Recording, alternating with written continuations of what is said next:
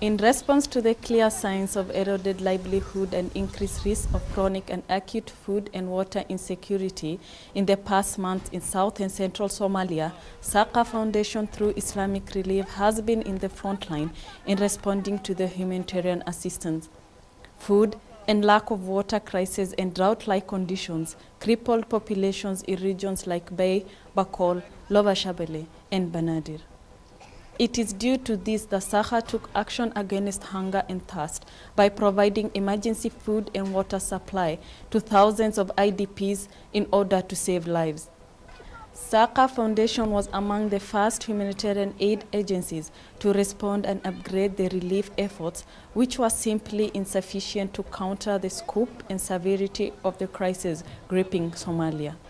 Most of the IDPs died of hunger and thirst, as others walked without stopping through the arid and harsh landscape for days in search of livelihood.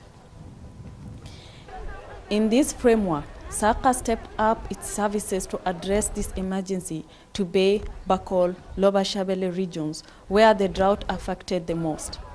Tens and thousands of IDPs were provided with monthly ration of food and water in these regions. Alsakha continues to provide essential services and promotion development in Banadir region by providing of water and jerrycans to 600 households in Kedar IDP camp in Banadir region. Liters of water to be distributed in Banadir region under Alsakha project is 2,000 liters of water, 3,220 jerrycans and soaps to different IDP camps in the region. In our observation, we captured that there is no health post, no emergency education center in this particular IDP camp.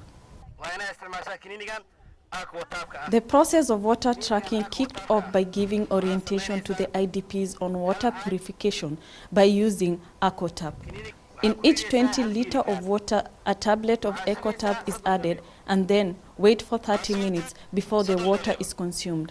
This will prevent waterborne diseases such as cholera, typhoid, etc.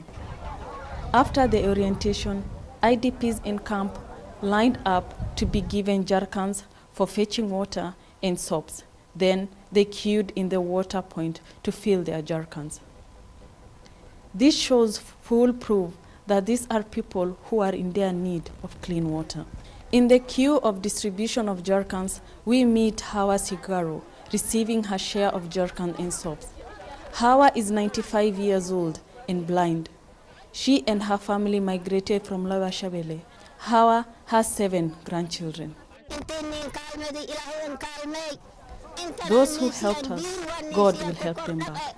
I have been given water and soap to wash my body and clothes and also drink. I don't have clothes, no food, no education for the children. I need operation for my eyes, she tells us.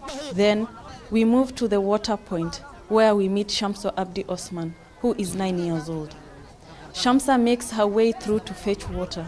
We follow Shamsa to her tent as she carries the 20 liters of water. Upon arrival, she takes a glass of water to quench her thirst. This is a sign of relief. Shamsa and her family migrated from Abgoye corridor. They lost their cows, sheep, and goats to the epidemic drought that darkened her family's life and made them to wait for humanitarian agencies to support them. I'm hungry. I need food to eat. I need school. And I need clothes to wear, she says. We move to another tent and we meet Amina Abdi washing clothes outside her tent. And after interacting with her, we learn Amina is a mother of 4 children, her last born being only 20 days old. Amina migrated from Bai region. Thanks to the organization that brought us water. I used the water I got today for cooking, bathing the children, and washing clothes, she says. It was clear that the water tracking donated by Alsakha was being used the right way by the right people. As we continued walking, we came into contact with Isha Osman, a mother of 9 children, who was carrying her last-born daughter on her back. Isha migrated from Kroyole village in Lower Shabelle. The children are suffering. We don't have a life here. No houses, no food, nothing. but we thank the organization that gives us 3 rounds of water each day. Alsakha gave a face of hope amid the crisis. It gave life back to many. It gave the life of water. As some drink from the jerrycans, others was using the water for ablution. Humanitarian aid can only go so far. What we need is to try and find a permanent solution for Shamso and many like her. These are children who need education, children who need a better future.